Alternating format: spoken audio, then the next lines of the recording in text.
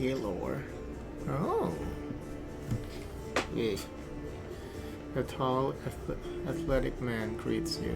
His hair is prematurely gray and shorn close to his head with a military style.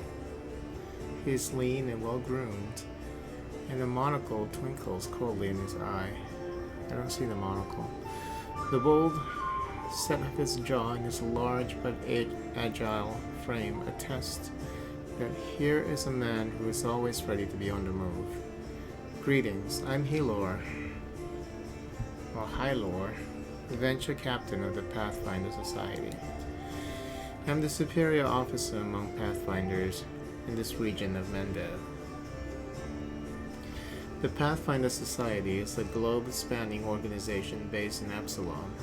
The membership consists primarily of Pathfinders, adventurers who travel throughout Glorian, usually inconspicuously, and explore, delve, and otherwise experience the lesser-seen parts of the world. They send journals documenting their travels back to their adventure captains, who also assign them new missions and suggest new places to explore. The most exciting and illuminating of these journals are compiled in the Pathfinder Chronicles, an ongoing series of books that collect the history and mystery of Glorian for its membership and the general public.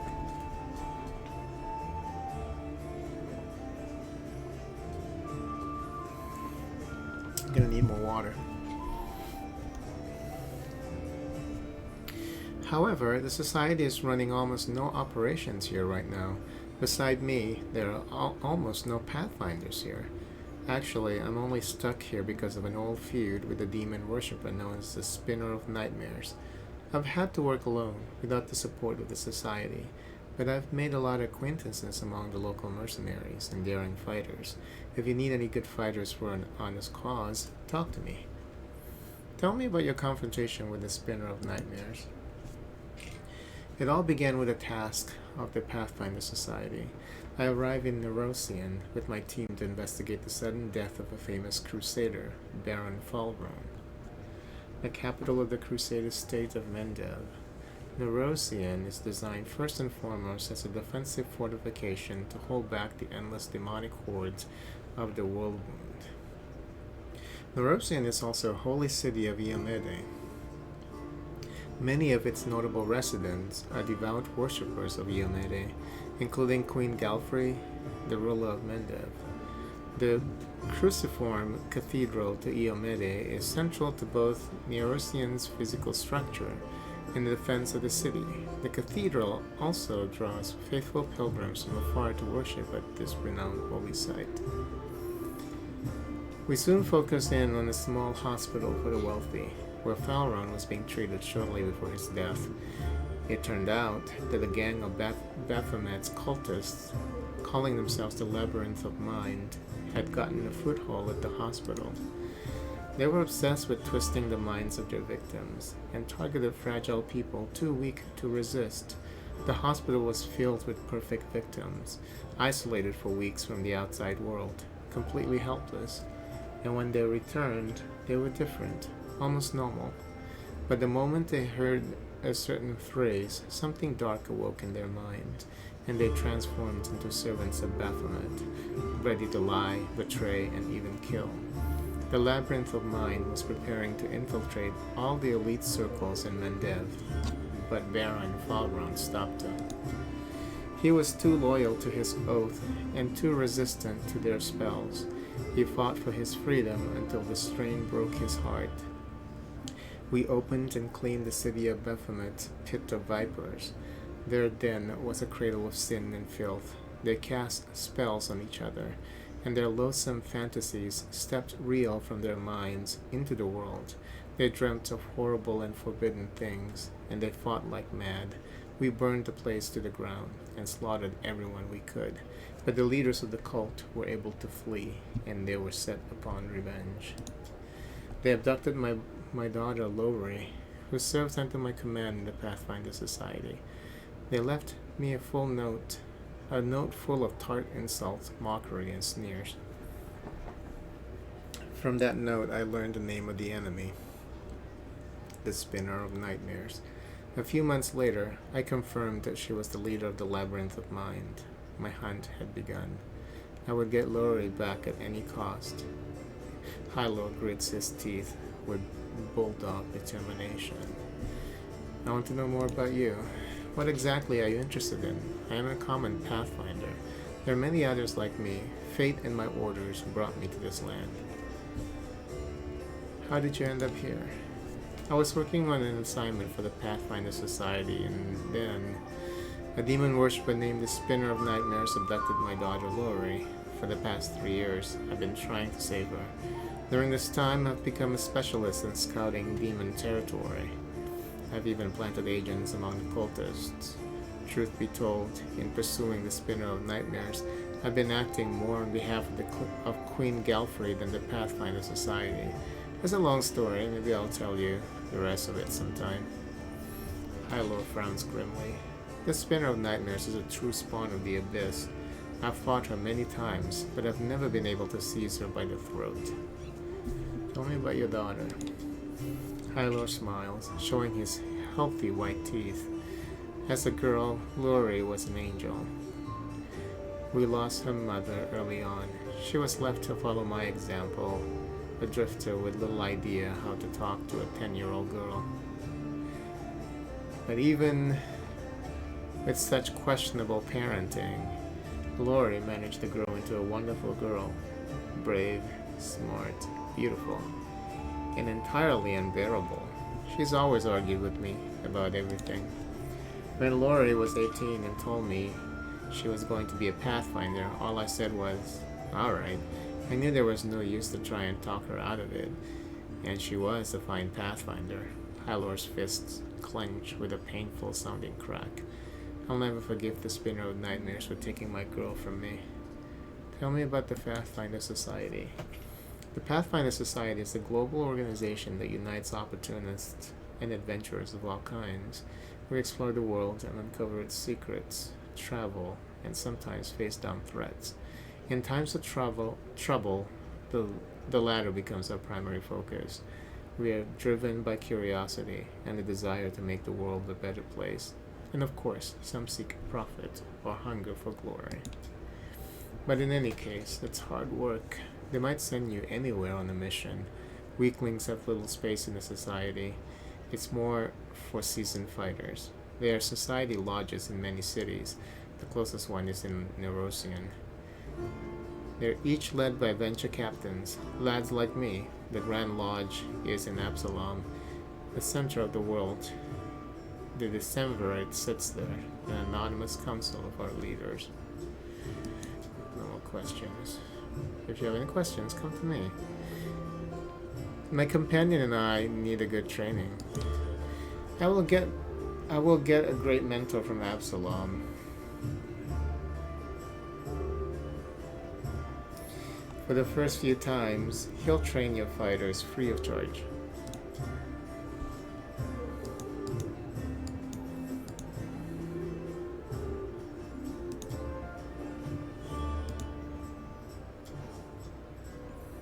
Wait, what?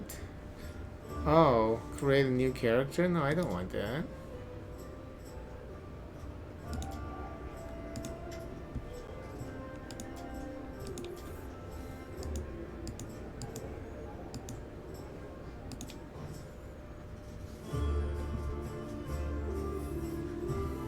Why are they making a new character when I'm asking to train my character? I need brave and experienced fighters. You can rely on my lads, but you have to pay for them. 4,500 is their standard rate. Oh, so this is if we want additional people in our party. So he doesn't actually join us. I'm sorry, but the Society has established universal rates to avoid competition between Pathfinders of different countries. Good luck. Watch your back. Only trust your closest friends. The enemy is cunning and treacherous.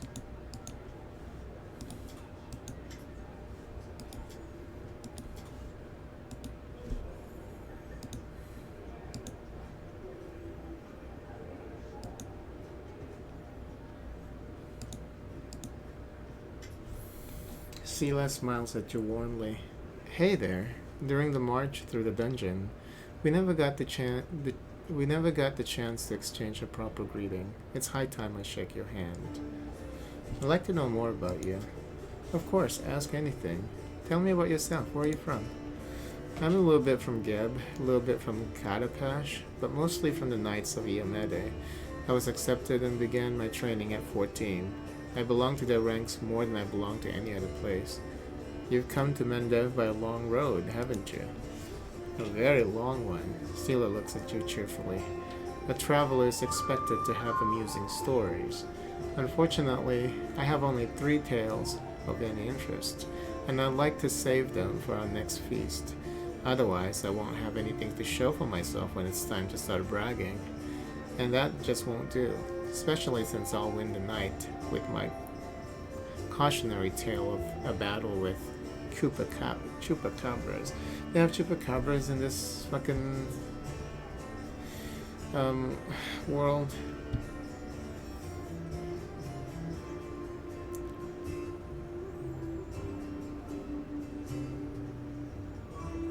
You can't tempt me with this story about fighting chupacabras and then not follow through. What are chupacabras, by the way? Incredibly repulsive magical beasts, fast and dangerous. They can... Well, it looks like someone's fooled me into starting the tale. I guess now I'll have to tell the whole story. Picture a small town in Kadira, and down in the dungeon there's 2 murderers waiting to be executed. Westmost satrapy of the Kadisha Empire of Kalesh. Kadira is a kingdom with the power of the sprawling empire at its back. Kadira is Kalesh's doorway to the inner sea region, and is perhaps the single most valuable piece of real estate on Galorian. The gallows are already built for them. The rope's been bought. But sometimes life takes a surprising turn. Suddenly, a paladin of Iomede appears in the doorway and offers the murderers a deal. If they go with her to fight some monsters, they live. If they survive, that is. There's a big difference between imminent death and probable death with a glimmer of hope, wouldn't you say? So here we are traveling through the desert, me and my friend, a priestess of Saranre, along with the little ratfolk fellow who'd asked for our help, and the 2 cutthroats. Known to her faithful as the Dawnflower, the healing light, and the Everlight, Saranre is a goddess who teaches temperance and patience in all things. Compassion and peace are her greatest virtues, and if enemies of the faith can be redeemed, they should be. Worship of this goddess of healing, honesty, redemption, and the sun began far to the east of the inner sea, in the vast Padishah Empire of Kalesh, but her worshippers can now be found throughout the world.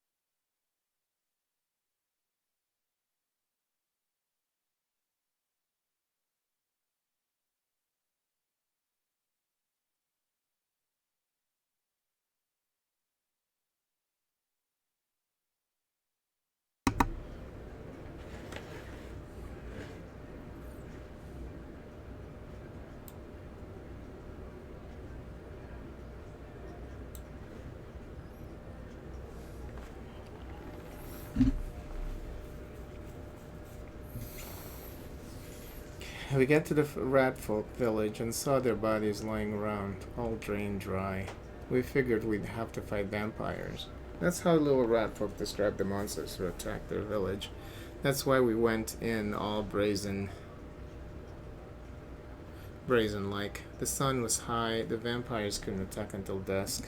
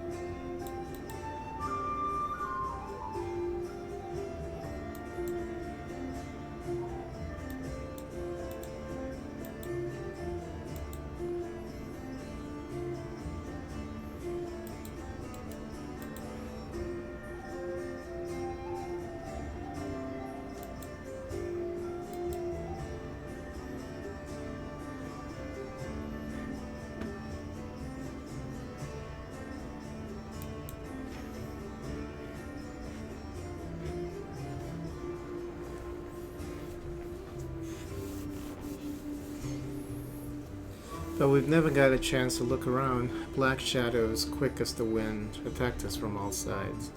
Not vampires, but chupacabras. One of the lads we pulled from the gallows got killed right away. The second one ran for his life. That left me, the rat folk, and Kyra.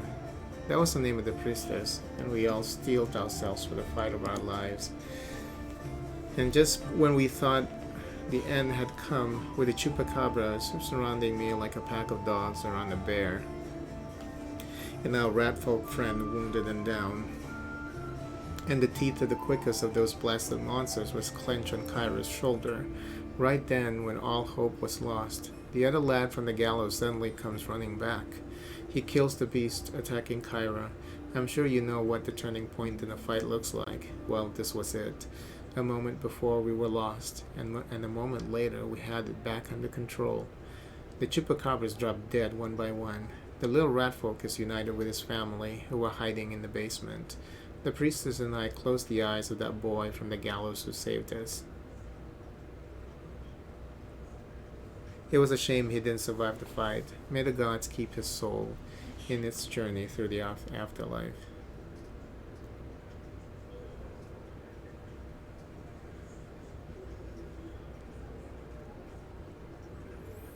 I expected a more cheerful story, and now I'm sad. I'm sorry, I didn't mean to upset you.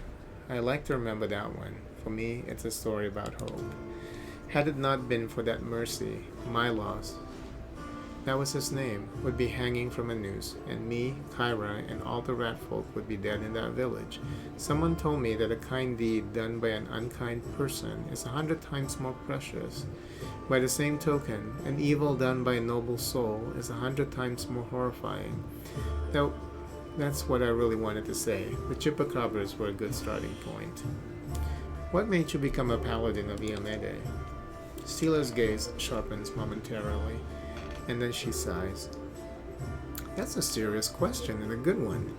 You should ask it of your companions, but it's a long story. To start with, 12 years ago, I was nothing like the person I am now. I roamed the streets of Solku with the other homeless orphans. I stole, I fought, I was a hired sword for a bit. Not the proper origin for a paladin, isn't it? Back then, Solku was a city of orphans, widows and widowers. Gnolls decimated the city regularly. My parents were among their victims. People there heard about new deaths before they'd finished mourning their previous losses. One day, a group of knights of Iomede brought a glimmer of hope to the city. But while others saw them as saviors and protectors, I was busy pricing up their noble horses and their gleaming mithril armor, wondering just how much one of their pretty swords would fetch. A thief lives one day at a time. That's what they say. I was the type that never thought past the next job. Anyhow, I was able to sneak into the knight's camp and steal one of their mithril helms. Sela pauses, her voice sad and measured. And I was right there when the gnoll attacked the helm's owner. Asami was her name, and dealt a blow to her unprotected head. A gnoll like all those others, she'd fearlessly driven from the gates of Solku. That one blow was fatal, but who really was to blame for her death? The gnoll attacker or the young thief named Sela?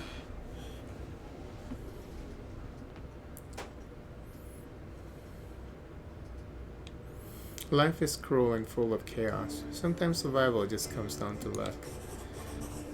So that's how you see it. Sela looks at you with curiosity, but no hostility. I can't accept that point of view. If the story of my youth taught me anything, it's that we're all accountable for our actions. It's too easy to wave off responsibility if you use the cruelty of life as an excuse.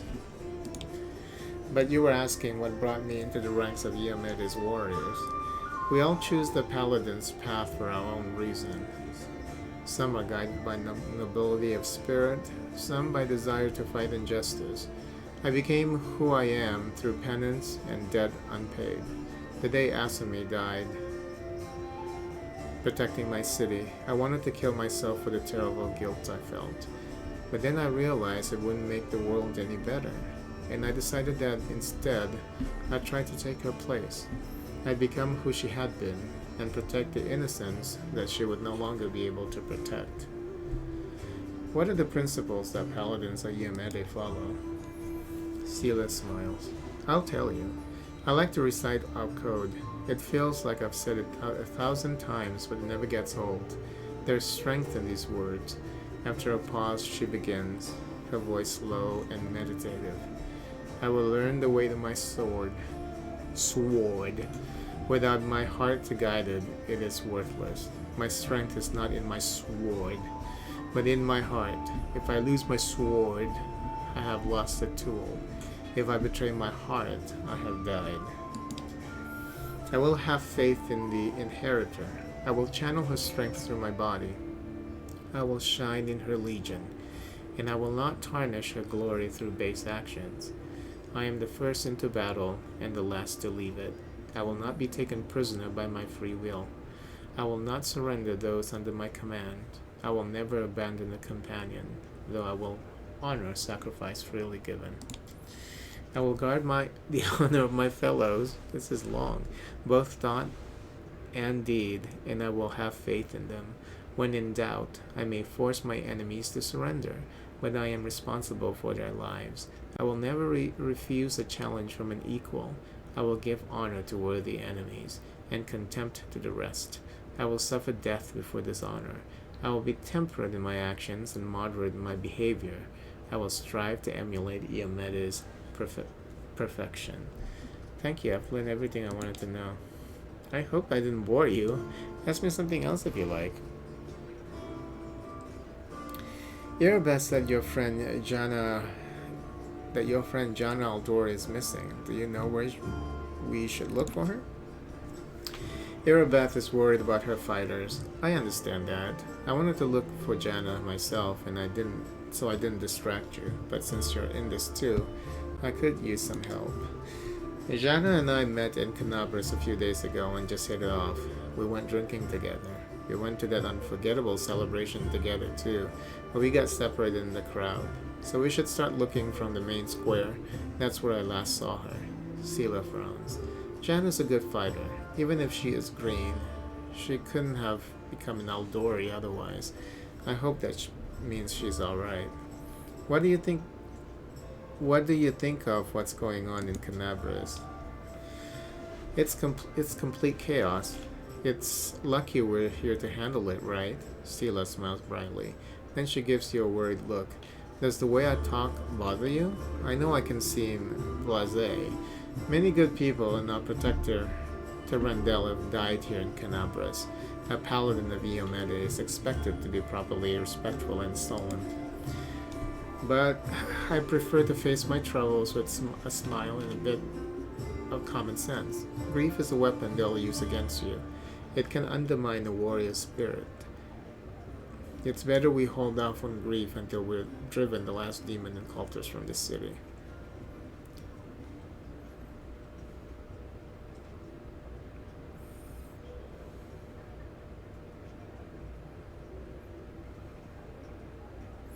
If we want to win, we can't be mourning our deceased day and night. Plus, joy heals the soul. It's nice when you and your comrade think alike. Sela smiles softly.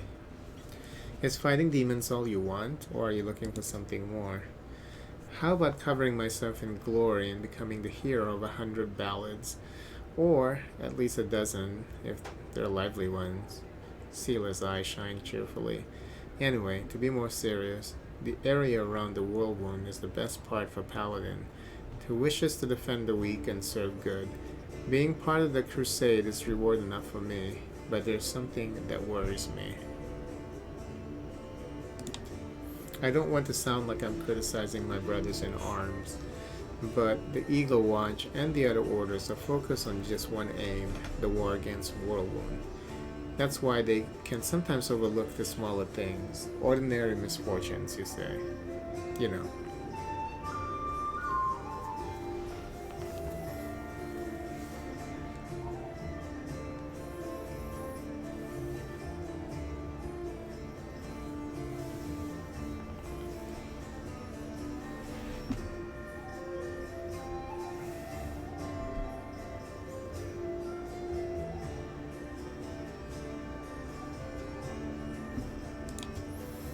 I always liked being a wandering knight, because any moment I could get up and go help a poor rat folk whose family had been kidnapped, or an old woman whose favorite dog had gone missing.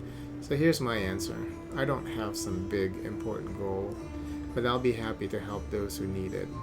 A little bit here and a little bit there. I think we should... Oh no. Thank you for speaking with me. Until next time. See ya. Alright, let me just get... refill my water here, because I'm reading a lot.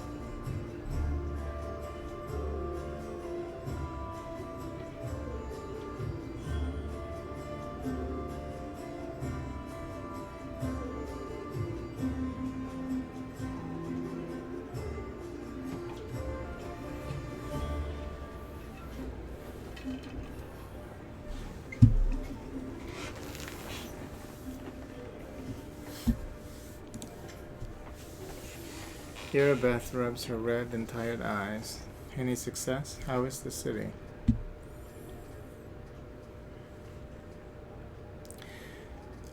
Tell me about the Eagle Watch. It was a small order, created to fight not only demons, but also the enemy within. To maintain the purity of the paladin ranks, prevent heresy, and identified spies, and it fell miserably at that. The Templars of the Ivory Labyrinth infiltrated it and reformed their nest within its ranks. Pledging their lives to Baphomet, these cultists schemed to subvert the good works of the Crusaders. They caused trouble in Crusader camps, instigating fights and egging participants on the greater violence.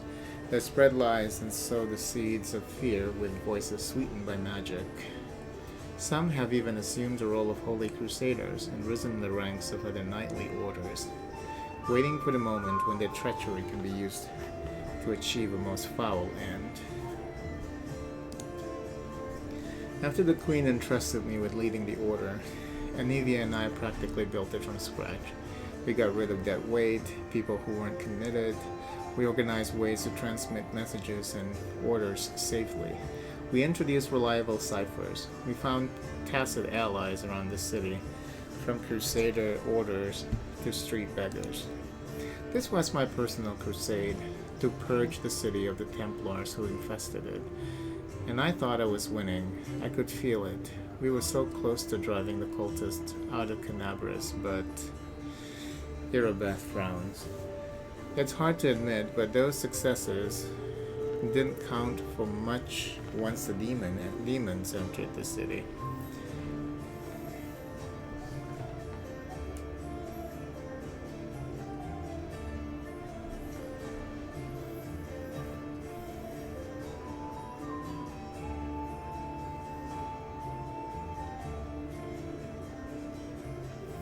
On the contrary, if it wasn't you, there wouldn't be a headquarters at the Defender's Heart. The cultists would have served up the city on a platter to the demons. The lines on Irabeth's forehead soften. Yes, that's true. It's a good thing we've achieved something. Thank you. What is the main objective? You heard what the demon said. They're going to desecrate the Wardstone and blow up the whole barrier around the World Wound. That would be an even worse disaster than the World Wound's expansion before the Second Crusade. Not only Canabras, but every city in the Wardstone will be destroyed, including the capital. We can't allow that, no matter what. We will retake it and destroy it if we must. Iomede's gift must not become a weapon of the abyss. These Wardstones, what are they? What are they? They are our greatest treasure, the shield given to us by Iomede herself, and placed in Canabras and other Mendivian cities and fortresses by her herald. The chain of Wardstones forms a protective barrier that stops the expansion of the World Wound and keeps the demons from moving beyond its borders. I shudder to think what will happen if that barrier falls. Allow me to ask a few personal questions. Frowning a little, Irabeth nods. Please, but I must warn you, there are some things I don't have the right to discuss. Tell me about Anivia. We met in Timon as I was wandering aimlessly from one ordeal to another. We returned to Canabras together to expose the Templars of the Ivory Labyrinth. The day the Queen knighted me was the second happiest day of my life. The first was the day of our wedding. But Anivia isn't just my beloved, she's my staunchest ally. We share every victory and defeat. The best of me is alive thanks to her. Thank you for saving her back then, and the day Canabras fell. Before her return, the only thing giving me the strength to protect the Defender's Heart was the hope that I'd see her again. We are in your debt. How did you become a paladin? A bitter smile appears on the half-orc's face. I don't much like to remember, believe it or not. The story of how I became a paladin is also a story of how I failed to become a knight. My parents were crusaders. May their souls stand together in Iomeda's celestial army. When I was born, they retired from the war and started preparing me to continue their legacy. But my father was an orc. You'd be pressed to find a calmer, wiser, and more pious servant of the goddess than he. But still, all his life he was dogged by sideways looks and whispers. When I grew older and it was time for me to serve, I decided anywhere but Canabras. That was where my father had served loyally, and his only reward had been injustice. Besides, the witch hunters, led by the Honorable Prelate Holgren, stalked the city with a heavy hand. Mendivian witch hunts. During the First Crusade, holy warriors streamed into Mendev, where they encountered Sarkorians practicing their unique druidic faith. The Crusaders mistook the wooden idols and rustic rituals for evidence of demonic influence. Groups of witch hunters emerged from the disorganized chaos of the First Crusade. These witch hunters were often self-styled. Their tactics little more than brutal trial and error. The least bit of evidence could mark a target for investigation. A clubfoot, a thick accent, or even a suspicious absence of abnormalities. The witch hunter groups gained reputations for being cruel and arbitrary, although these weren't always deserved. Demons ranged freely across the world wounds and often spilled into Mendev. Demonic possession did happen, though not nearly as often as the witch hunters claimed. Genuine witch hunters used divination magic and cautious investigation to draw out and destroy feeds, but they were rare compared to the zealous inquisitors who burned innocents at the stake. With the advent of the Fourth Crusade, the authorities took strong measures to end the bloody witch hunts of Mendev. Since then, the frequency of hunts has dropped considerably. Who knows what they have done to a strange girl with green skin? Instead, I went to a smirk that looks more like a painful grimace crosses her face. You can laugh if you want, but I was young and foolish. I chose Last Wall, of all places. You can imagine how well I was accepted in the countries that have been battling the orcs of Belskin since its foundation. While orcs can be found throughout Galorian, nowhere else are they as plentiful or live in the densely populated settlements as in the whole of Belskin. Belskin is an unforgiving wasteland filled with shrub brush, steep mountains, and uneven badlands, where water is scarce and generally limited to the seasonal flood road.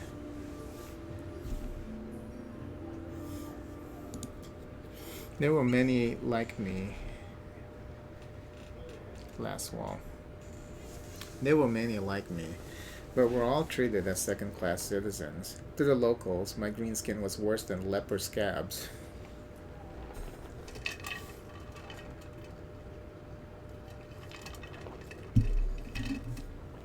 Even my brothers in faith kept their distance. I took my vows, and the goddess granted me the powers of a paladin. But even then, not a single order would accept me in their ranks. I spent another 6 months knocking on doors before I realized the simple truth. I serve Iomede, not these people. I don't have to prostrate myself before them. So I left as a paladin, but not a knight. It's probably hard for you as a human to imagine what it's like when the very color of your skin and the fangs in your mouth makes people in the street turn on their heel to avoid you. I mean, no offense, of course. How did the people of Canabras feel about your background? They tolerated it surprisingly well. I shouldn't have been so wary. Crusaders don't tend to be prejudiced, as a rule. After all, heroes from all over the world, even from other continents, come here to fight the demons. Apparently, the people were only suspicious of full-blooded orcs. There were many like me here, and we don't have any problems, though the locals do have their superstitions. Mendev is as merciless as Last Wall. They just have a different set of victims. I kept seeing those same sideward looks and scowls, hearing the familiar whispers. But where once they used to whisper behind my back and point at me, now they whisper in my ear and point at someone else. It's so strange to be on the other side of the humiliation, to wipe the spit from your face, and suddenly be invited to change position and spit at someone else. You must have figured out by now that I'm talking about Deeplings. It's true that there are many of them among the cultists and few among our crusaders, and our fighters do all they can to drive away those who would be our allies. People shun them, call them a Rilu spawn, or worse, or if they chose to be born like that. I believe it's quite a feat to rise against the call of one's blood and join the forces of good. Still, most only see them as the enemy. I once saw a knight bleeding to death because he wouldn't let a tiefling priest touch his wound. Alas, I haven't been able to change this in my time in Canabras. How did you come to join the knightly order? I left Lastwall and went traveling. The goddess guided me, and my path led me to where atrocities were happening. I often fought in exchange for gold, but never for unworthy aims, of course. I wandered the river kingdoms for a few years, killing monsters and tracking down criminals. Sometimes I thought I was just wasting time, that my true place was in Canabras, but I pushed those thoughts away. I didn't even want to think about going back, but in the end, divine providence had brought me to my senses. It happened in Timon. I was tracking a gang of bandits, which my employer suspected was a cover for Razmarin spies. The realm known as Razmarin was once just another turbulent, violent river kingdom, the Archduchy of Melkat, where leadership changed as often as years. This ended in 4661, when the land was conquered by Razmir, a tyrant claiming to have ascended to godhood. I managed to find their lair, but inside I found something far more dangerous than spies, an unholy temple of Zon Kuthon. The deity Zon Kuthon, also known as the Midnight Lord, the Dark Prince, Prince of Pain, God of Darkness, Envy, Loss, Pain, possesses one of the most twisted evil minds in the great beyond. His position as God of Pain is well earned, and he has been the root of countless tortures, murders, and worse throughout time. He was once a benevolent demigod named Dobral, who was corrupted when he traveled to the far, dark places between the plains and returned in his current form.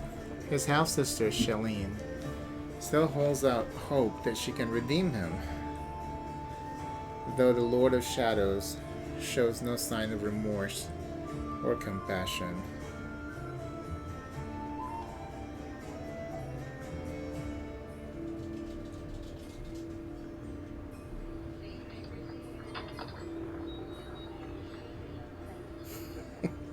She didn't even go out. She is something out. She is a ways.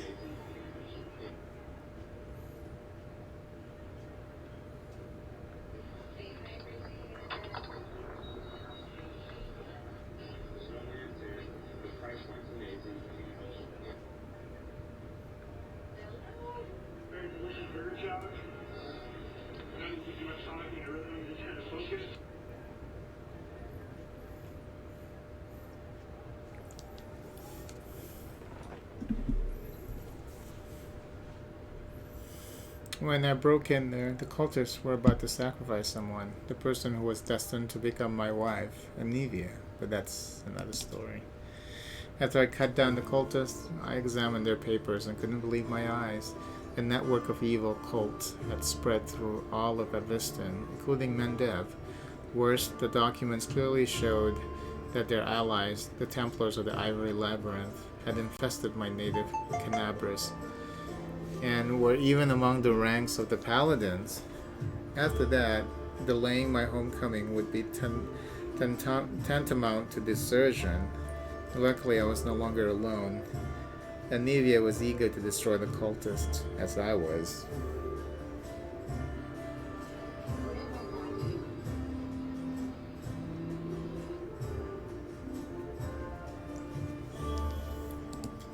Anivia and I hurried to Canabras. We couldn't trust anyone.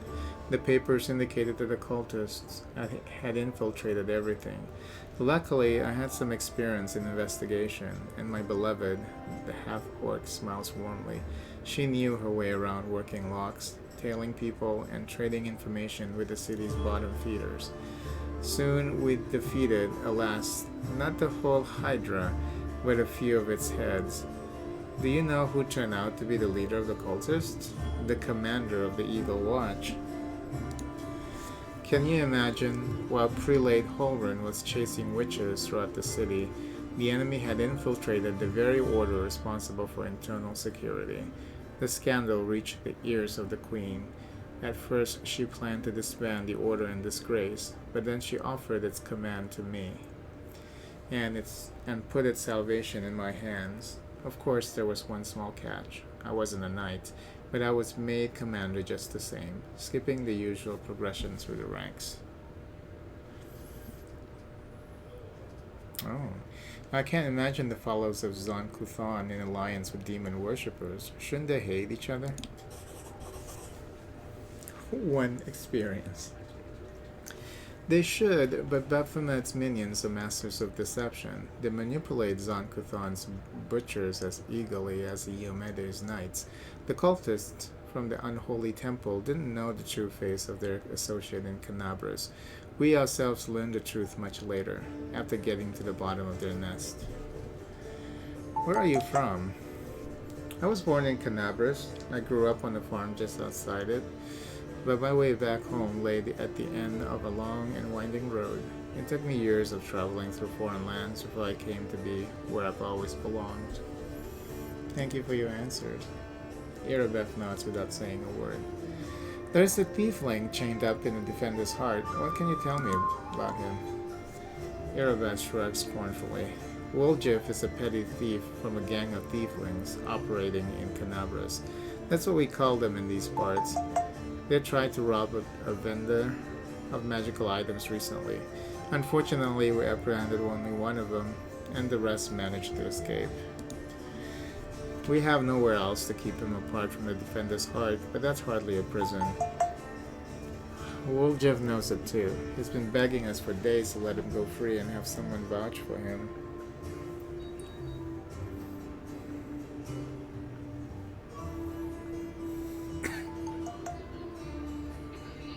Jeez Louise, Yoshi.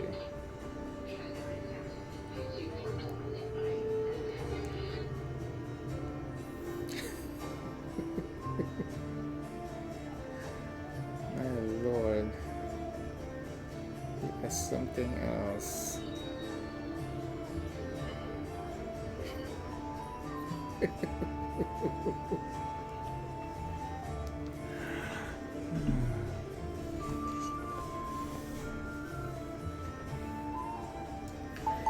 He's already asked you to put in a good word for him, hasn't he? Erebeth squints at you thoughtfully, then shrugs. If you want to recruit Woljif and put him into good use, go ahead and take him off our guard's hands. We can ill afford to let a soldier spend their days watching over a middling thief. I hope the tiefling proves useful, should you decide to take him along. Go, and may Iomedes keep you safe. Okay, so I guess we'll go save him, and then we can get out of the bar.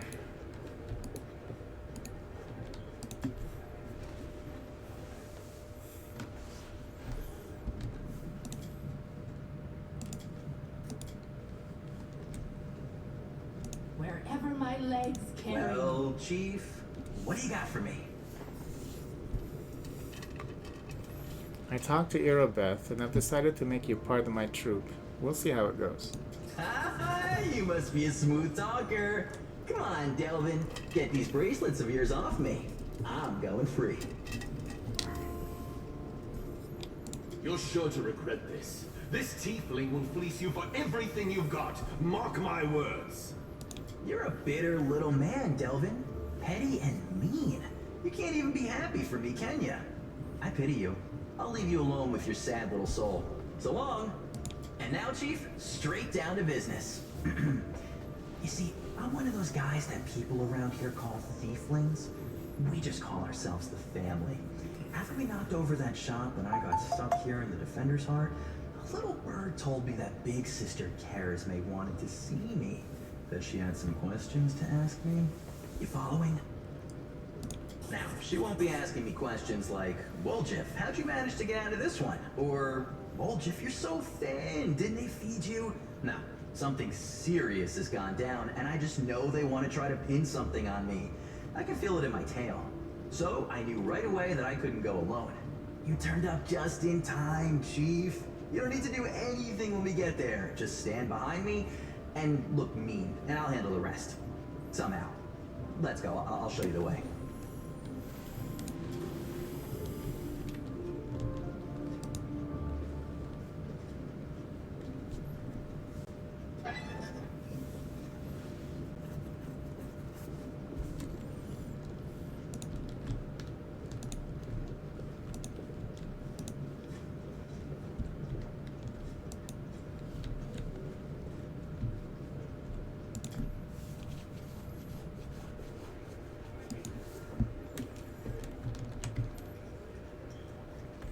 No, he stays in the kitchen. Old Jeff gives you a friendly wave. Hey, Chief, want to talk? I want to know more about you. How much is more? Your shadow looks strange. What kind of magic is that? Oh. Everyone got scared. Ladies and gentlemen, roll up, roll up. No dark magic, no fraud. A trick without any deception. Old Jeff snaps his finger and blue flame engulfs him. The shadow that was previously lying calmly at his feet grows, floating in the air behind him. It is the shadow of a huge horn-winged demon with claws. Ta-da! It doesn't do anything. It just looks scary. I remember when I was little, an old beggar showed me and my friends how to make shadow puppets. You put your fingers together in front of a light and it makes the shadow of a deer or a dog or a dove on the wall. I tried so hard. I wanted to make the best shadow, and I did. It just happened. Old Jeff chuckled sadly. Funnily enough, that's the last time I had any real friends. They tried to stone me later, screaming at me, calling me a demon. A tiefling is always a demon to these wimps. Even the lowest ranking drunken gnome thinks he's better than me, just because he hasn't got horns or a tail. The poorest beggar in the filthiest gutter thinks he's better than me. Most people would never show their shadow again after that first time. But I don't care. If stones start flying again, I'll just run. I'm used to it by now.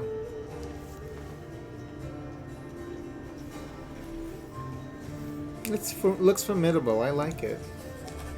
Jeff chuckles, pleased. What about the blue fire? That's my favorite part, and it doesn't burn at all. If I had a coin for every time I've caught a beating for my little show here, I'd already be proposing to Galfrey. But still, I don't want to give up something so beautiful.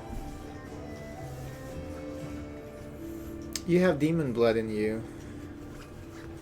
Do you feel drawn to the abyss? Jeff's tail whips back and forth nervously, raising clouds of dust. Why, are you an inquisitor or something? What's it to you? If I've wronged you somehow, just come out and say it. Don't ask me trick questions. I know how it happens. I used to know a fella. He was married to the sister of the guard. Some shady types got him drunk one night and started asking him suspicious questions about the gods, about the queen. So he wakes up hungover with a headache. Someone's mumbling something. It smells like smoke, and his feet are kind of hot. He looks down and there's fire under him, and the prelate is reading out his sentence.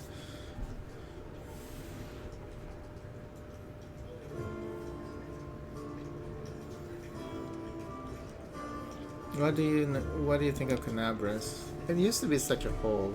Then the Crusaders and refugees came here, and things started looking up. Although it depends who you ask, I suppose. Which is better steer clear of here, because Iomeda's followers are ferocious, especially Halrin's Shafak, the local inquisitor. He's tough old goat. I didn't see it myself, but a serving girl at the tavern told me that her second cousin's son from his third wife is a paladin, and he said that Halrin takes an unsheathed sword with him even to the privy when he sleeps. He puts it on a pillow next to him, and when he's in his cups, he strokes the blade and whispers sweetly to it, "You're my one true friend. You're the only one I can rely on. Irabet's giving us hard time too. You as much as look at some nice little bauble, and before you can think of taking it, before your fingers even twitch, she's coming for you, with her nostrils flaring and her fangs glinting. Scary woman.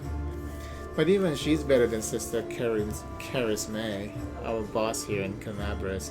By our, I mean the Thieflings boss.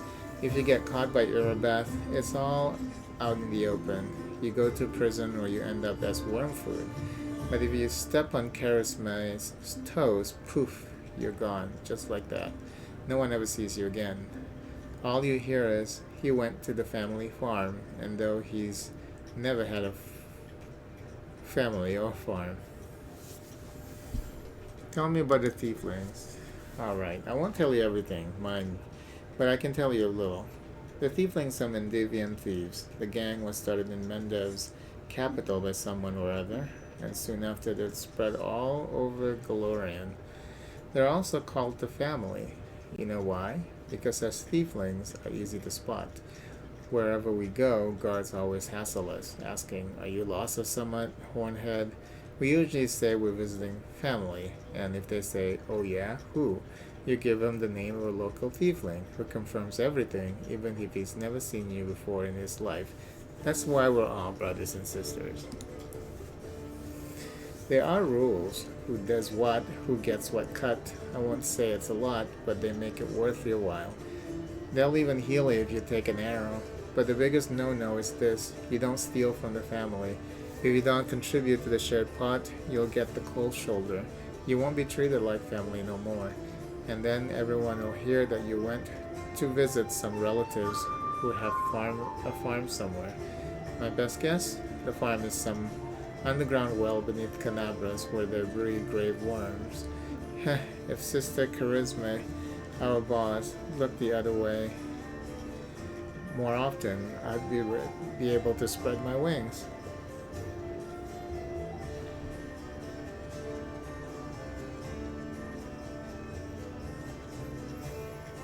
Nobody should live under the constant threat of punishment. You should kill Charisma and take her place. Woljif laughs. Now there's an idea. Nice try, Chief, but I'm no killer. Never have been, and assassins are expensive. You know they bumped up the prices last year? I asked a friend of mine why he charged so much, and he says to me, "I've learned to see the true value of my work. I read a book that whatever you think you're worth, that's what you'll earn." Can you believe it? I didn't even know the mug could read, so I can't just have Charisma taken care of. It's too much trouble. And no one will like it. People respect her, mean as she is. How did you become a tiefling? Woljif grins happily. I was already a tiefling, and life made me a thief. I've been in this business since I was a kid. My grandma used to say, "If you don't work, you don't eat," and she gave me an apprentice to Yeager, a tiefling neighbor of ours. He was a cunning old geezer. He knew how to take a purse off somebody's belt, how to cut open bags undetected, even do some magic. I used to climb through basement windows and open doors from the inside while I was still small enough. And when I grew and stopped fitting through the windows, I decided I was done with my education. I repaid my grandma for everything she had done for me, which was absolutely nothing. Why would I feed her if she wasn't bringing me any money? If you don't work, you don't eat. So I took off. I got bored of my teacher too, but when I as much as hinted at leaving, he said I owed him for my education. So I just nodded, and then I joined the Owl Bears, the gang that ran our district, and told him that Yeager was working their territory. I don't know what happened to him, but I stayed with the Owl Bears. Then their leader started giving me the cold shoulder. I did steal from him, but never that much, so I had to rat them out to the guards. Then I joined the Golden Hands. That was a good time. Rich pickings. I would have stayed with the Golden Hands, but the Northmen promised me a bigger cut if I told them where the Golden Hands kept their loot. I'm no fool, of course, so I told them. After that, I only had one option, to join the Northmen, and then the family came. At first, no one took them seriously, calling them thieflings and all that, but I felt it right away. They had power behind them, and they had more money. I'm always on the winner's side, Chief. That's why I joined the thieflings. And right on time, some thugs came to the capital and made the Northmen leave. The ones who survived are in the family now, too. Are your family thieflings, too? My family, it's an interesting story actually, but I don't tell it to just anyone. My father and mother had a bakery. Their life was great, but the gods never blessed them with any children. One day, my mother went to the river to wash some clothes and saw a basket floating downstream. Inside the basket was a baby, adorable and chubby and fast asleep. It was yours truly. In my hand was the note spritz with expensive perfume that said, "Take care of my little angel." My mother brought me home, and she and my father realized right away that I was heaven sent. They raised me as their own. When I turned 15, my mother showed me my baby basket. It was embroidered with the coat of arms of an unknown kingdom, all in gold thread. Ever since then, I've been looking for my real parents, but it's not easy. Traveling takes money, so if you have a few good coins, I'll pay you back as soon as I find my real family. I give you my word. I can't trust him. Give 10 coins. I hope you find your real family. Woljif whistles and jiggles the coins in his palm. Thanks a lot, Chief. May Iomede, whoever you worship, save you. Otherwise, you'll be done for. You believe anything you hear. If I was a real prince, I wouldn't be sitting around here. I can tell you that much. I'd have already gone to take what was rightfully mine, and then I'd come back with an army so I could watch the guards and merchants who pushed me around all my life bow and scrape before me. But that's not gonna happen. Wanna hear the real story? The true story is boring. My family is human, both my father and my mother. They used to live in a village nearby. Forget the name. When Ma had me, my old man got so mad he almost killed her.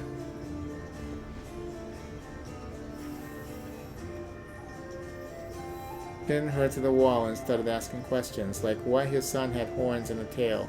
Well, my ma told him that her mother, my grandma, used to fool around with a demon.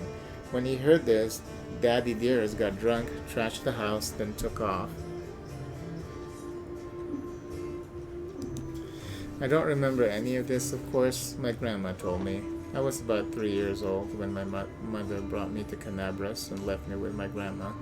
She said to her, "You and your demon have ruined my life. Now you handle him." Then she left. I haven't seen her or my dad since. She did leave a blanket though.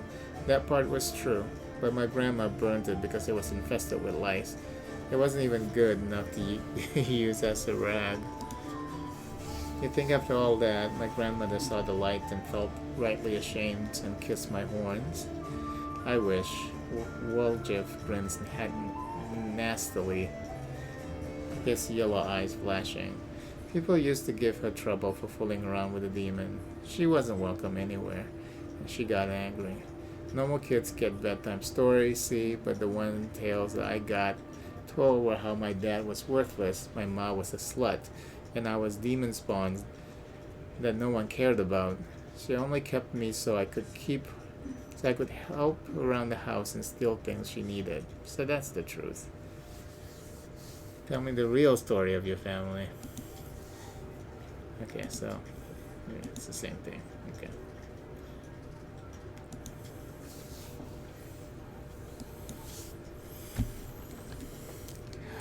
You're free to do as you please. Forwards! No backwards, backwards! Okay, so that's everyone that I can talk to here. So now we can get out. Oh, I leveled up. Okay.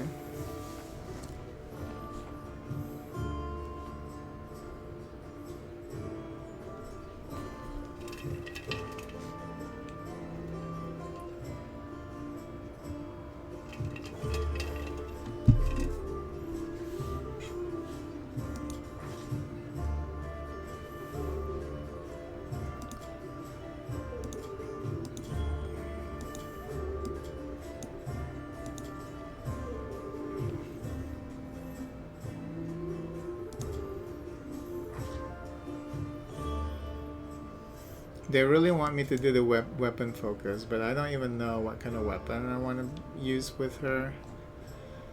So, because right now I'm using the javelin.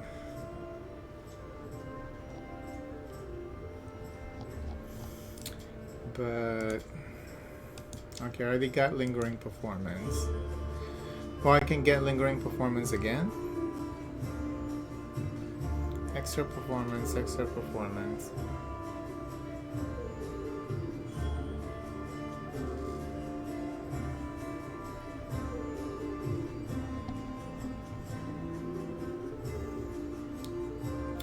Oh, I get extra performance, not lingering performance. So I got 2 extra performance, 6 additional rounds. So maybe now I should do lingering performance.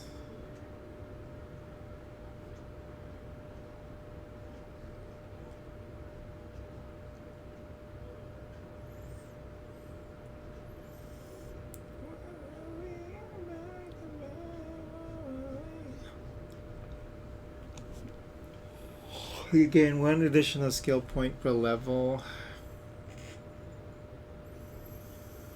I must be the light when you're in the dark.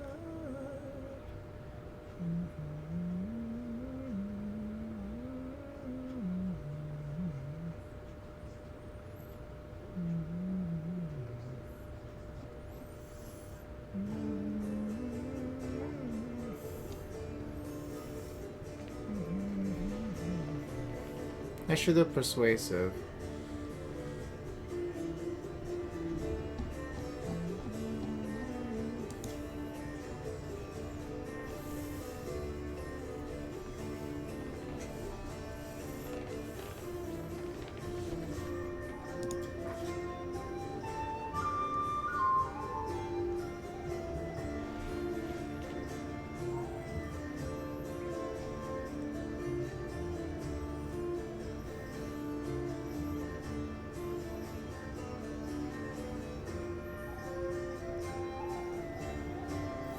What's the difference between, okay, so sleep is an AoE. Haze of Dream is 1 creature.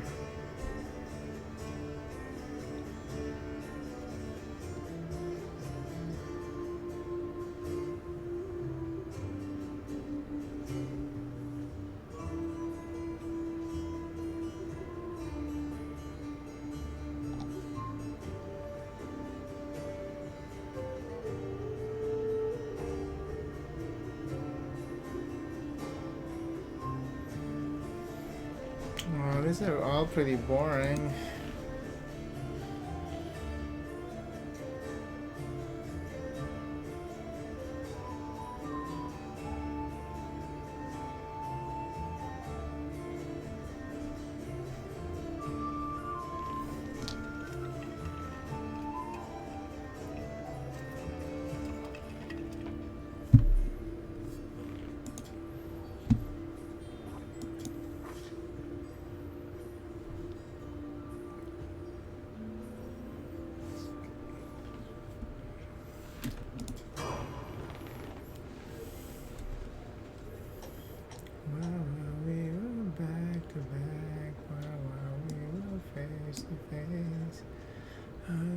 Be the light when you're in the dark.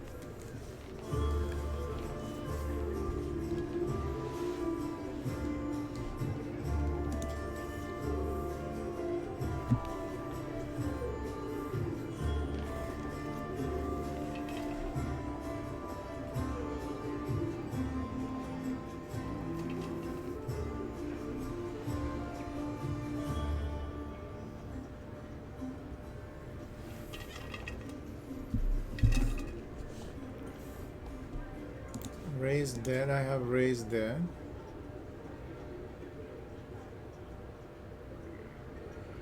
Touch of fatigue. I don't think I have raised dead, so I didn't say that I have raised dead. Ability?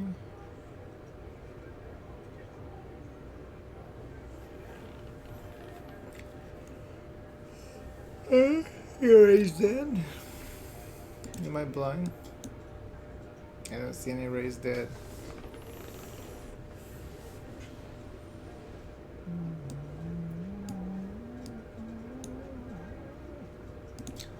Why we go back to back? Why we go face to face? I must be the light when you and I done.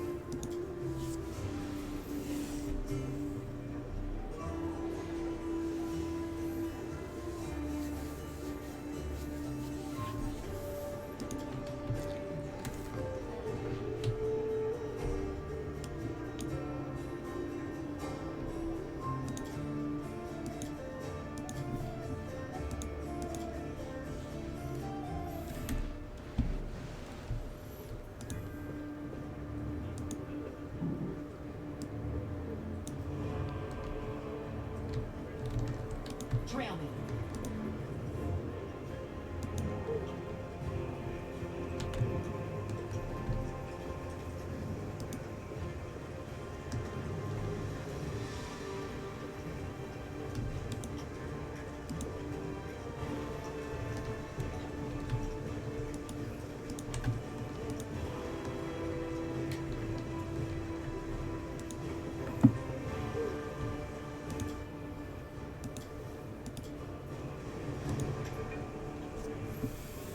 The crystal dwarf turns the blade in his calloused hands, carefully inspecting its edge. When he sees you approaching, he sets the blade aside and greets you with a nod. A new face in the city. You picked a good time to come to Canabras. As you can see, we're in a sore need of warriors.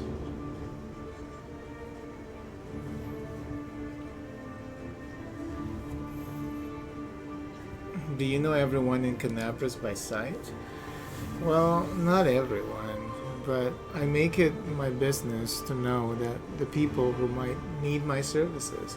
A blacksmith's worth isn't just at the anvil, you know. Are you Staunton's veins, brother? Yep. Where he goes, I go. That's how we've always done it. Even before the whirlwind, I forged the armor. He goes into battle and breaks it. He brings it back to me, and I repair it and make it better than before. Everything's changed since then, of course, but that part has stayed the same. How was Staunton to blame for the fall of Dresden? I've told this story so many times already. Well, telling it one more time won't kill me. The blacksmith sighs. Dresden was built after the First Crusade, back when it seemed like victory was ours for the taking, and that the demon invasion would soon be at an end. The population of all Sarkoris was thoroughly diminished, and many of them hoped to see their hard fighting repaid with a small plot of unclaimed land. Dresden was a fortress built on all of our hopes, and on Mendev's ambition, though you're not supposed to say that out loud. What a city it was, Venus. You can't even imagine. It was built by the finest engineers From the Kings Mountain, Queen Galfrey spared no expense. Dresden was meant to be the capital of the Crusade movement, a monument to its glory, and a beacon of hope for all Galorian. Heroes were drawn there to seek fame and glory, and they came from all over. Taldor, Garund, Shansha, I couldn't list them all. A relic known as the Sword of Valor was kept there, the banner that had been carried into battle by Iomede herself, back when she was still human. The banner protected the city and kept the demons from teleporting inside its walls. As long as the banner was in its place, Dresden was invincible. Or so we thought. The greatest Crusader relic, the Sword of Valor, is a banner once carried to battle by Iomede herself. It is both a symbol and a powerful artifact which emits an aura that blocks demon powers. However, the banner only works this way in righteous hands. Hidden from the eyes of believers, it loses its properties. But when the whirlwind suddenly expanded, the demons launched a new onslaught and folk started saying it was time to declare a second crusade. Dresden was unassailable, until one young officer was tempted by a beautiful woman. She convinced him that the banner shouldn't be hanging in the city, that its rightful place was on the battlefield. She whispered honeyed words about glory and valor, and convinced him that he could be a hero as great as Iomede herself. And the poor fool believed her. He rounded up some of his hot-headed friends and carried the banner outside the city gates on an unauthorized foray. The demons slaughtered them within seconds, but for some reason the courageous ringleader was spared. The whole army teleported into Dresden. It was a bloodbath. Jorn solemnly shakes his head.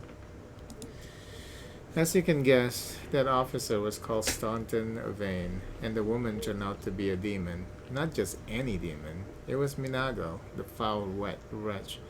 She's given us a lot of grief here in Canabras too. Just don't ask me what I was doing while my brother was off having trysts with that beast, and why I didn't save him from his own stupidity. The blacksmith gestures as if to ward off the inevitable reprobation. Who could have guessed it would end like this? I failed my brother, that's the truth. I blame myself every day, looking at his plight. So that's the story. Why do you have your forge here in the tavern yard?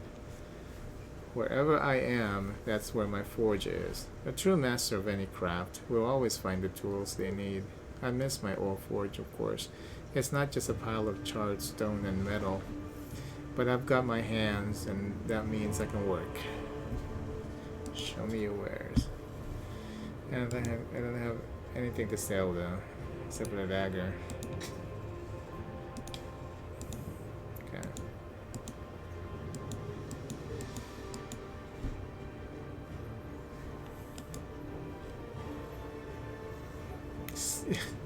They want 6,000 for that.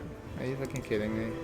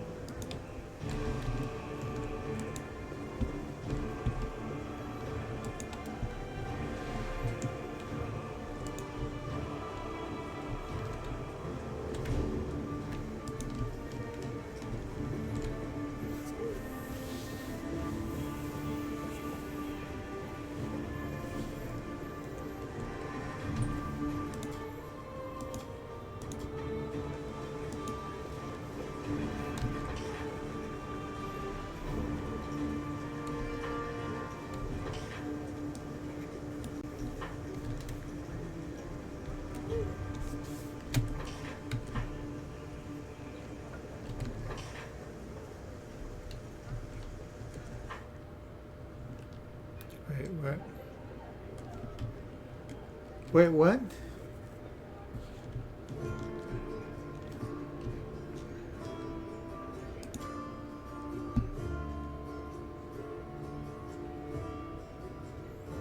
Oh, I accidentally reloaded something, right? go back to where I just saved.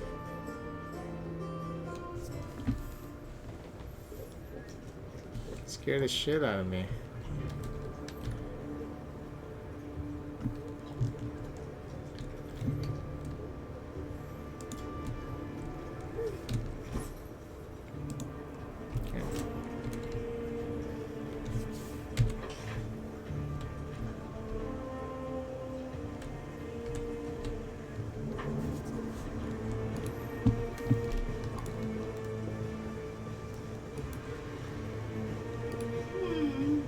This way.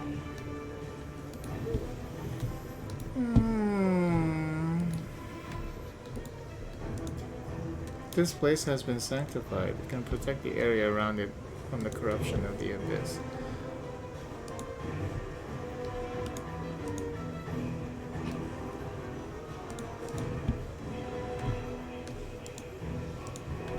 Let's go sell all of this.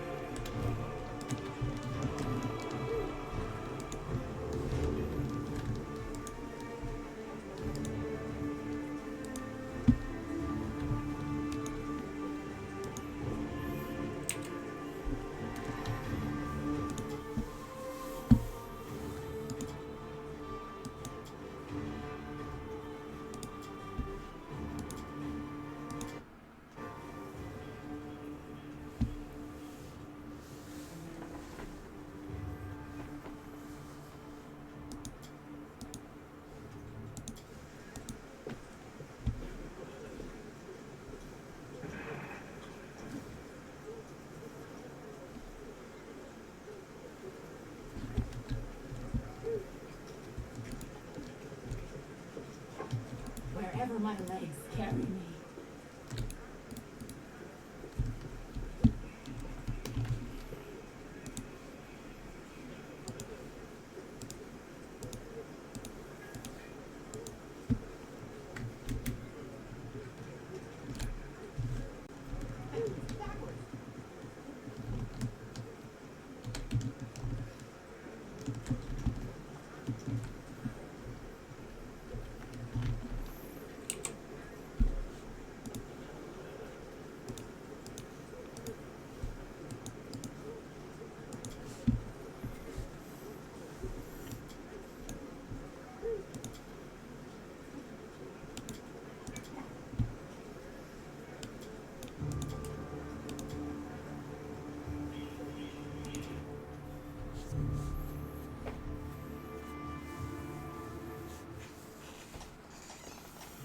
Global map.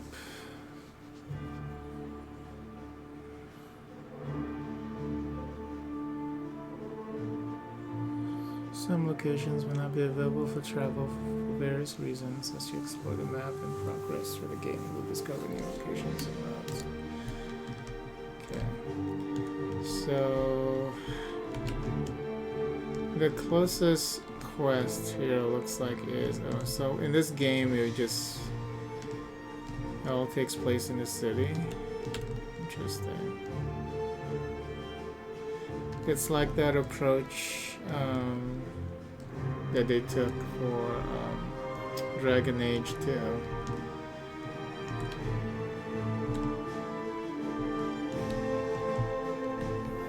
I mean, if this is all, if the game really just takes place in the city.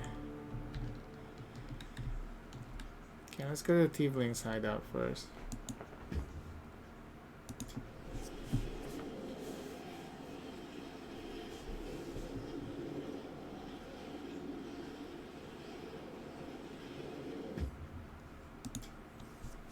Oh, they're all leveled up too. I need to level them up.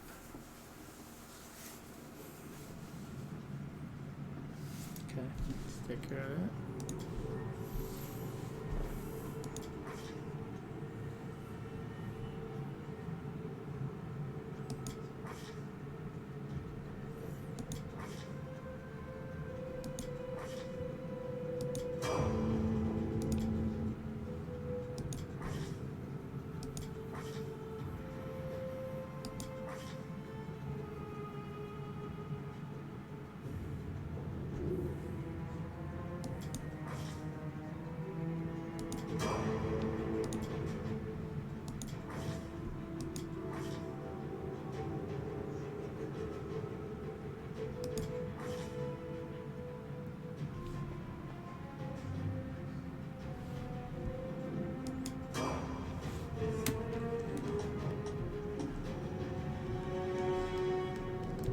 Most enemies try to attack the most vulnerable party members. Put the characters with the highest AC on the front line so they can protect the more vulnerable party members. Adjust your party's formation. Use the formation button. You can always use the auto formation function instead, adjusting your party's formation manually. Didn't they already I've already seen that tutorial before. Yeah, why is he all the way in the front?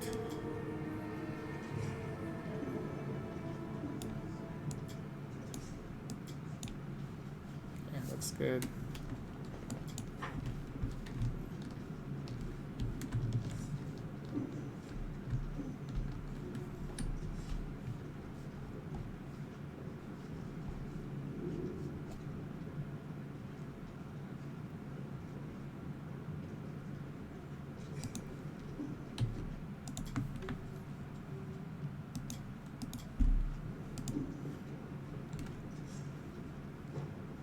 Trail me. Whoops. Whoa. The basement is dark and dank, and you immediately struck by the hostility of the gathered Deeplings. 5 of them are kneeling along the wall, separate from the rest. A tall woman, who had been cleaning her fingernails with the tip of a knife, greets you with narrowed eyes. Brother Woljif, you've got my message then. Sorry I couldn't swing by sooner, dear sister Charisma. It was just one thing after another. First I was in shackles, next, well no, I was still in shackles and I was being watched. And then the chief got me out and I came here straight away. I knew you'd be waiting on me. Enough talking or else we'll be here all night. So we had a clear plan. We were going to wait for nightfall, slip into the shop, grab the goods, and leave, even if the neighbors called the guard. There was time to get away. But what happened? That bitch Irabeth showed up almost right away. She knew we'd be there. Somebody betrayed us, and I have a good idea who it was. What do you have to say to that? Make it quick. Irabeth is with us right now.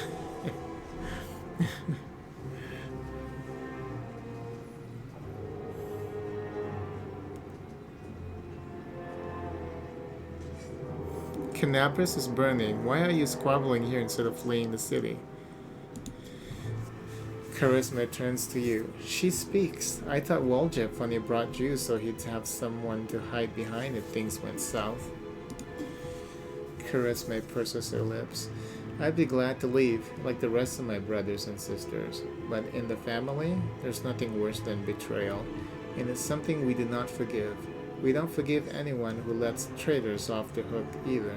If I don't find the rat, my superiors, let's just say, I'll wish I was burning in Canabras. I want to keep living, so I'm going to take a chance until I find out who is the traitor here. No one is leaving.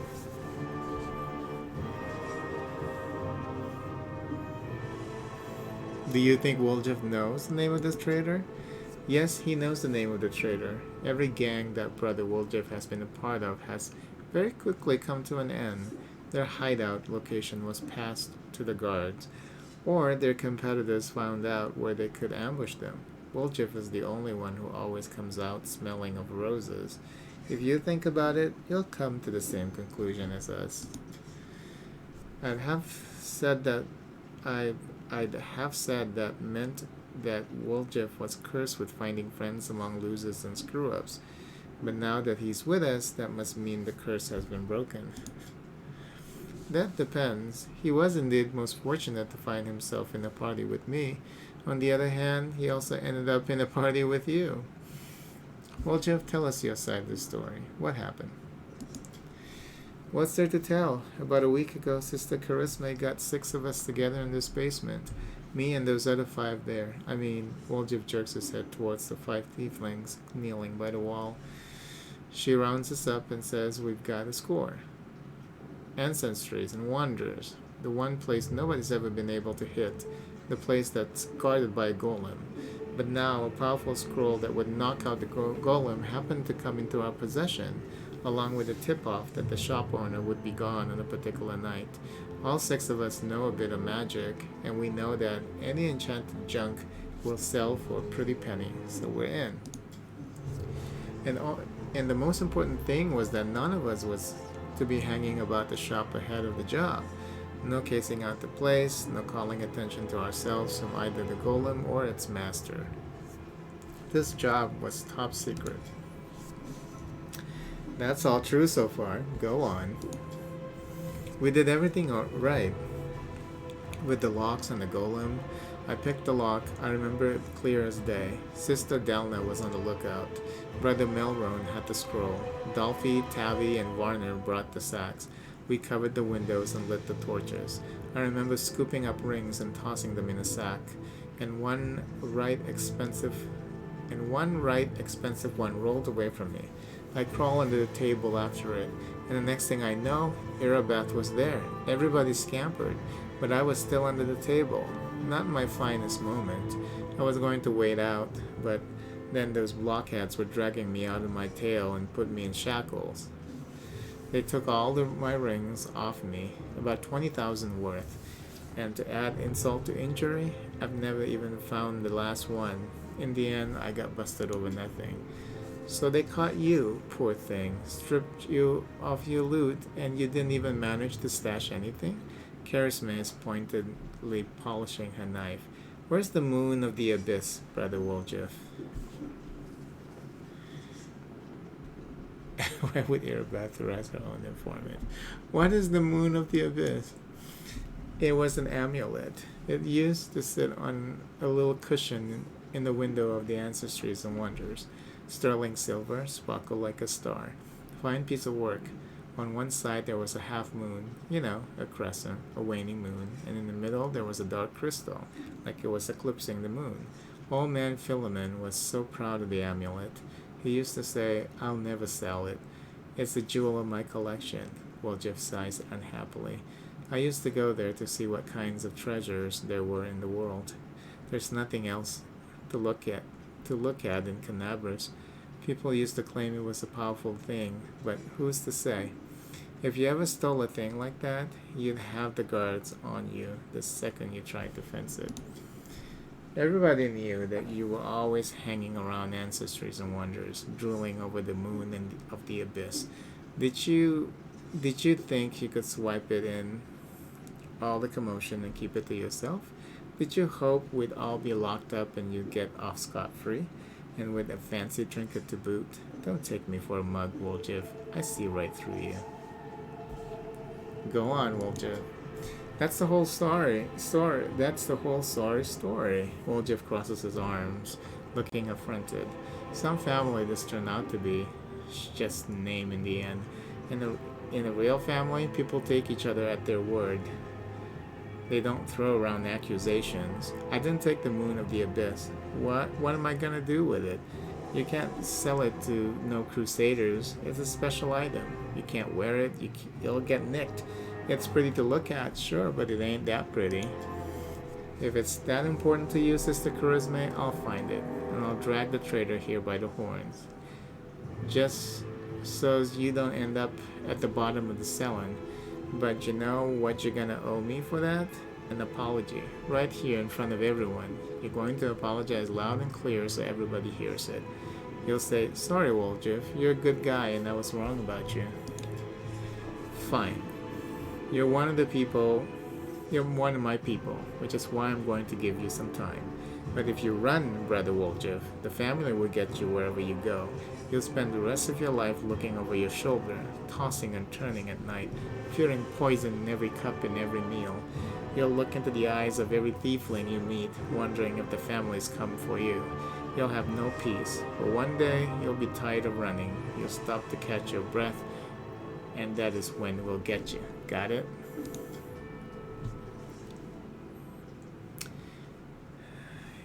You have a way with words, Sister Charisma, a way that almost made me wet myself, but a way nonetheless. Let's go, Chief. We'll go chat to the scary gal, Erebeth. She knows you a little. We can ask her who ratted us out. I'll let you do the talking. Erebeth is right here.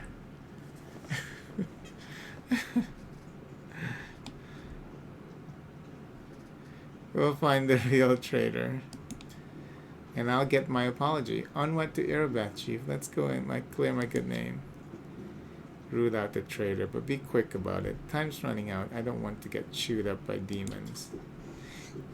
Isn't she Erebeth? Oh, that's Sela. Who? Erebeth is who? Oh, the orc?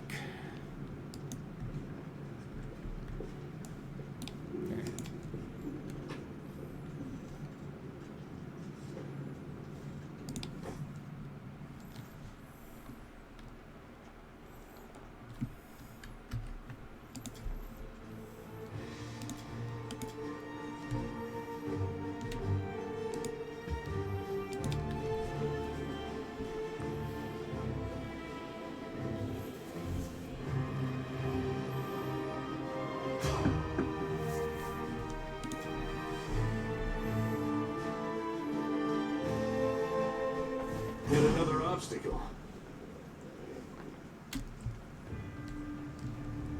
Just one?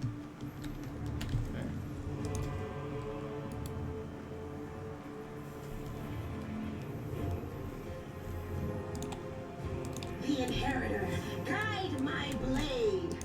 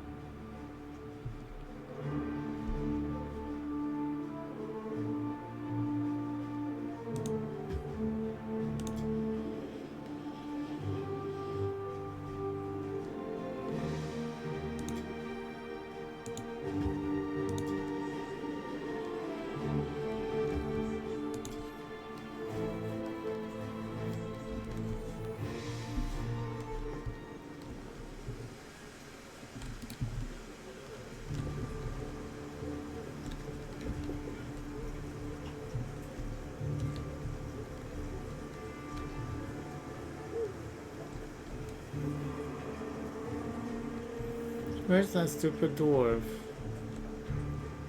I could have sworn that it was over here.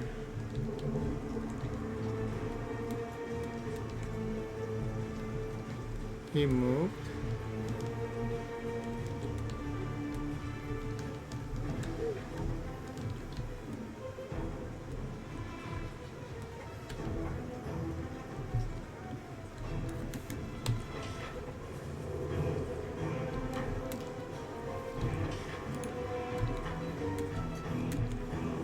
The road calls me. I'll take the bait. What's in wait for me there, I wonder.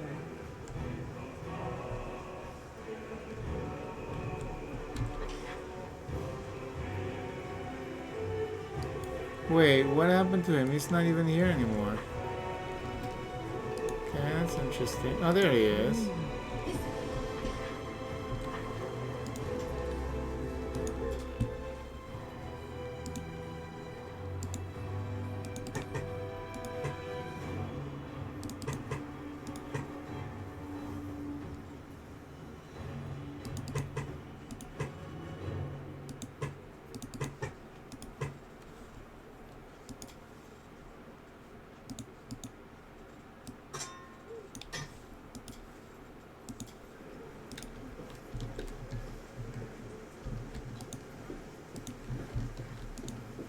Wherever my legs carry me.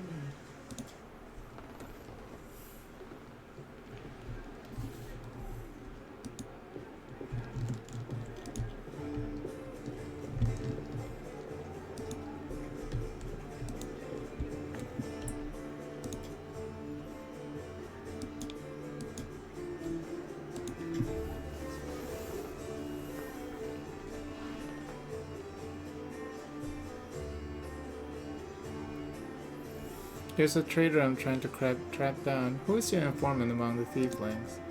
Irabeth arches her brows in surprise. Canabras is threatened by a demon horde and you have enough spare time to help out thieves? Irabeth sighs.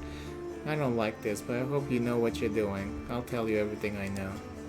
I did not see my informant's face. He slipped out of the dark alley, handed me a note, and disappeared.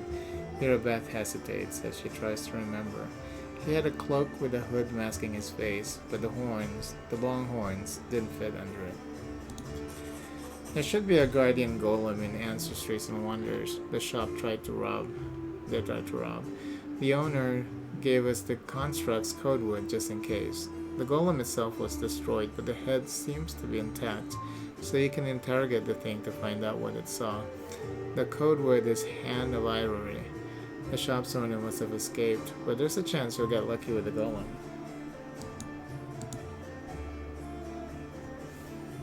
Master of Masters, the Enlightened One, the perfect human, is the God Enlightenment, self-perfection, knowledge, healing, and inner strength. His followers claim that he was once a mortal who achieved absolute physical and mental perfection and thus attained divinity of his own volition. He's one of the core gods, if not the most powerful deity, of the Voldrani pantheon, and has an increasing following in the Inner Sea region as well.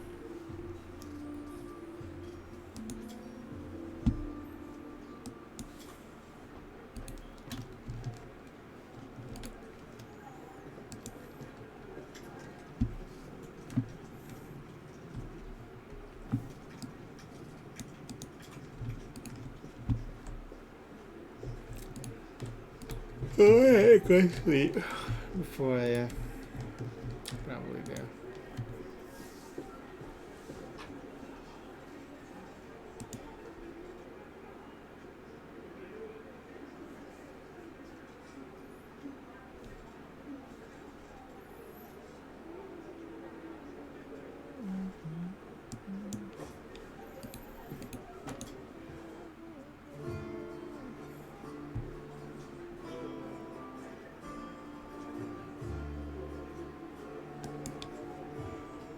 You know, I hope this war at least teaches you how to talk to get along with your comrades in arms. I think we've got a decent party here, and you could find yourself some friends. I'm not here to make friends. I'm here to kill.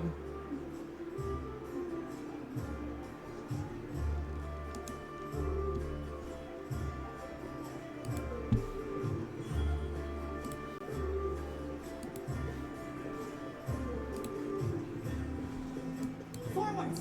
No backwards, backwards.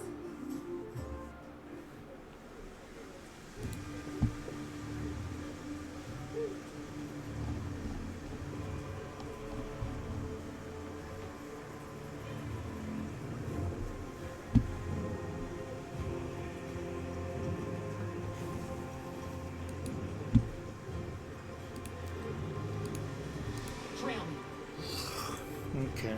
I should go to sleep and play this again tomorrow morning.